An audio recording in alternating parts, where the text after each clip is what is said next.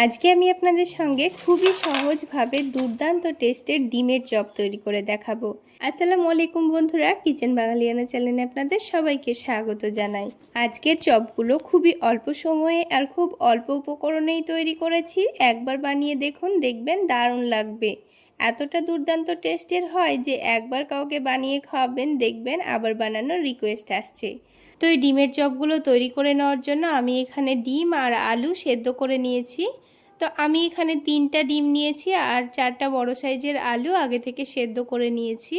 এবারে আলুগুলোকে ভালোভাবে ম্যাশ করে নিতে হবে। তো আমি এখানে একটা গ্রেটার দিয়ে আলুগুলোকে ভালোভাবে গ্রেট করে নিচ্ছি। আপনারা চাইলে কাঁটা চামচ দিয়েও ম্যাশ করে নিতে পারেন। তো দেখুন, আলু 4টে আমি ভালোভাবে গ্রেট করে নিয়েছি। এবারে আলুগুলোকে রান্না করে নেব। তার আগে যে 3টা ডিম আমি সেদ্ধ করে রেখেছিলাম, এই ডিমগুলোকে কেটে নেব। তো আপনারা ডিমগুলোকে না কেটেও গোটা গোটাভাবে চপগুলো বানাতে পারেন। আবার একটা ডিমকেও 4 ভাগে ভাগ করে কিংবা 2 ভাগে ভাগ করেও চপগুলো বানানো যায়। তো আমি এখানে চপগুলো 2 ভাগে ভাগ করেই বানাবো। আপনারা চাইলে 4 ভাগে ভাগ করে নিতে পারেন। তো আমাদের এই 3টা ডিম থেকে 6টা মতো চপ তৈরি হয়ে যাবে। তো ডিমগুলো কেটে নেওয়া হয়ে গেছে। এবার ডিমগুলোকে এক সাইডে রেখে দিচ্ছি। আর এই চপগুলো তৈরি করে নেওয়ার জন্য আলুর পুরটা দারুণভাবে রেডি করে নেওয়ার জন্য এখানে একটা মশলা রেডি করে নেব। তার জন্য একটা ছোট প্যানের মধ্যে এলাচ, লবঙ্গ, দারুচিনি, তার সঙ্গে একটা শুকনো মরিচ, অল্প একটু গোটা জিরে আর গোটা ধনে নিয়ে নিয়েছি। এবার এই মশলাগুলোকে হালকা নাড়াচাড়া করে কিছুক্ষণ ভেজে নেব। 2-3 মিনিট ভেজে নেওয়ার পর মশলাটা যখন ঠান্ডা হয়ে যাবে তখন এটাকে গুঁড়ো করে নেব। এই মশলাটা ডিমের চপ কিংবা আলুর চপ যে কোনো চপের মধ্যেই দিলে দেখবেন খেতে দারুণ লাগবে। তো মশলাটা গুঁড়ো করা হয়ে গেছে, এখন এটাকে এক সাইডে রেখে দিচ্ছি। তারপর কড়াইয়ের মধ্যে অল্প একটু সরিষার তেল নিয়ে নিচ্ছি। আমি এখানে রান্নাটা সরিষার তেলেই করে নিচ্ছি, চাইলে আপনারা সাদা তেল দিয়েও করে নিতে পারেন। তেলটা ভালোভাবে গরম হয়ে গেলে এখানে পেঁয়াজ কুচি দিয়ে দিয়েছি, তার সাথে ঝালের জন্য কাঁচামরিচ কুচিও দিয়ে দিয়েছি। এবার এগুলোকে ভালোভাবে নাড়াচাড়া করে ভেজে নেব। পেঁয়াজটা যখন হালকা লালচে হয়ে যাবে তখন এখানে বাকি কিছু মশলা দিয়ে দেব।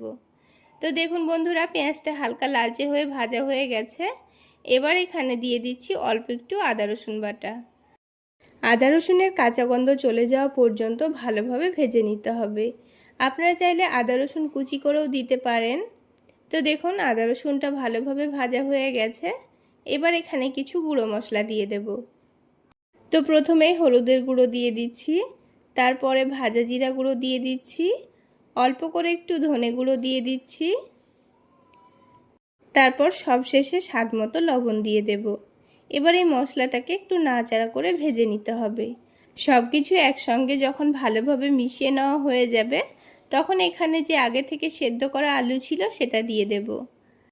আলু দেওয়ার পর এর টেস্টটা একটু বাড়িয়ে নেওয়ার জন্য অল্প করে একটু চাট মশলা দিয়ে দিচ্ছি, আর যে ভাজা মশলাটা গুঁড়ো করে রেখেছিলাম সেটাই দিয়ে দেব।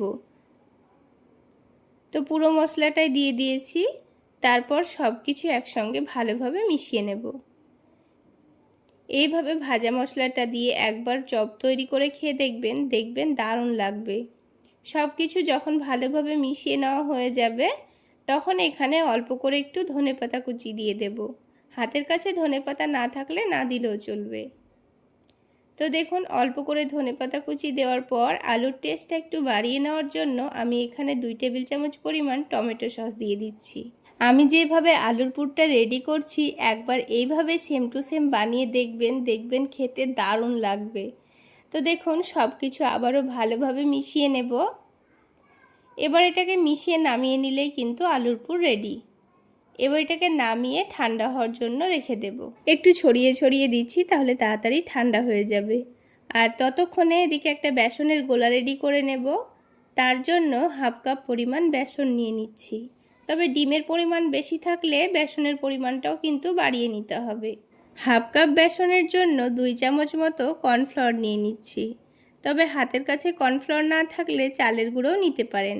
কর্নফ্লাওয়ার বা চালের গুঁড়ো দিলে চপগুলো কিন্তু অনেকটাই মুচমুচে তৈরি হয়।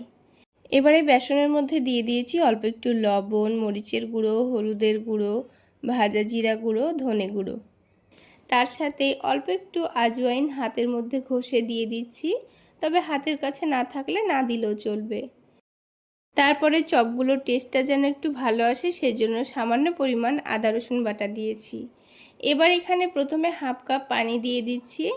হাফ কাপ বেসনের জন্য আমি এখানে হাফ কাপ মতোই পানি দিয়েছি। এবার সব কিছু একসঙ্গে ভালোভাবে ফেটিয়ে নেব। আর একটু ভালোভাবে ফেটিয়ে নিতে হবে। ব্যাটারটা কিন্তু খুব বেশি পাতলাও হবে না, আবার অনেকটা ঘনও হবে না। তো এবার ব্যাটারের ঘনত্বটা একটু ভালোভাবে দেখিয়ে দিচ্ছি। দেখুন, খুব বেশি কিন্তু পাতলাও নেই, আবার অনেকটা ঘনও নেই। ঠিক এইভাবে ব্যাটারটা রেডি করতে হবে।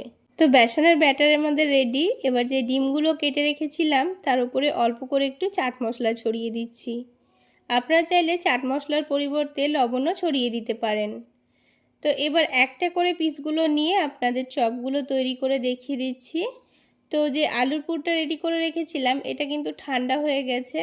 তো এটাকে হাতের মধ্যে নিয়ে একটু গোল করে নিয়ে চ্যাপটা করে নিচ্ছি। তারপর ডিমটাকে মধ্যেখানে রেখে দেব, দিয়ে ডিমটাকে ভালোভাবে ঢেকে দিতে হবে আলুর পুরটা দিয়ে। তো দেখতেই পাচ্ছেন কাজটা করা কতটা সহজ। তো একটা কিন্তু চপ আমাদের রেডি করা হয়ে গেল। ঠিক একইভাবে আমি বাকি চপগুলো রেডি করে নেব। তো দেখুন বন্ধুরা, সবগুলো চপ কিন্তু রেডি করা হয়ে গেছে। এবার ভেজে নেওয়ার জন্য যে বেসনের ব্যাটারটা রেডি করে রেখেছিলাম, এবারে ব্যাটারের মধ্যে ডুবানোর আগে আবার একটু ভালোভাবে শেপটা দিয়ে নিচ্ছি। এবার এই চপটাকে নিয়ে বেসনের ব্যাটারে ভালোভাবে কোটিং করে নিতে হবে।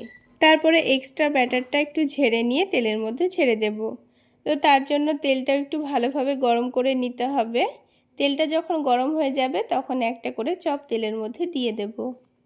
আর একসঙ্গে যতটা পরিমাণ চপ ভেজে নেওয়া যাবে ততটা পরিমাণ দিয়ে ভেজে নিতে হবে। তো আমি এই তেলের মধ্যে প্রথমে 3টে চপ একসঙ্গে ভেজে নেব, বাকি 3টে পরে ভেজে নেব। তবে আপনারা চাইলে একটা বা দুটো করেও ভেজে নিতে পারেন। তো চপগুলোর একদিকটা যখন হয়ে যাবে তখন এগুলোকে উল্টে দিচ্ছি। আর গ্যাসের ফ্লেমটা মিডিয়ামে রেখে চপগুলোকে ভেজে নেব, তাহলে চপগুলো উপর থেকে অনেকটাই মুচমুচে তৈরি হবে। আর যেহেতু এর মধ্যে কর্নফ্লাওয়ার দিয়েছি তাই চপগুলো কিন্তু গরম গরম অনেকটাই মুচমুচে তৈরি হবে। তো দেখুন, উল্টে পাল্টে ভেজে নেওয়ার পর খুব সুন্দর একটা কালারও চলে এসছে। এবার তেলটাকে ভালোভাবে ছেঁকে নিয়ে চপগুলোকে তুলে নেব। আর আওয়াজ শুনলেই বুঝতে পারবেন চপগুলো কতটা মুচমুচে তৈরি হয়েছে। এই দেখুন কতটা মুচমুচে তৈরি হয়েছে। তো সবগুলো চপ ভেজে নেওয়া হয়ে গেছে। এবার এই চপগুলো একটা আমি আপনাদের কেটে দেখিয়ে দিচ্ছি এর ভেতরটা। তাহলে বন্ধুরা, আজকের এই ডিমের চপ রেসিপি আপনাদের কেমন লাগলো অবশ্যই কমেন্ট সেকশানে জানাবেন। আর ভালো লাগলে একটা লাইক শেয়ার করে দেবেন। আর আমার এই সহজ রেসিপিগুলো যদি ইউটিউব চ্যানেল থেকে দেখে থাকেন চ্যানেলটি সাবস্ক্রাইব করে দেবেন। আর ফেসবুক পেজ থেকে দেখে থাকলে পেজটি ফলো করে দেবেন। তো আমি এই চপগুলোকে এবার টমেটো সসের সঙ্গে পরিবেশন করে নিচ্ছি। তাহলে বন্ধুরা, আজকে এই পর্যন্তই। সকলে অনেক বেশি ভালো থাকবেন, সুস্থ থাকবেন। দেখা হচ্ছে আরও একটি নতুন রেসিপি নিয়ে নেক্সট এপিসোডে।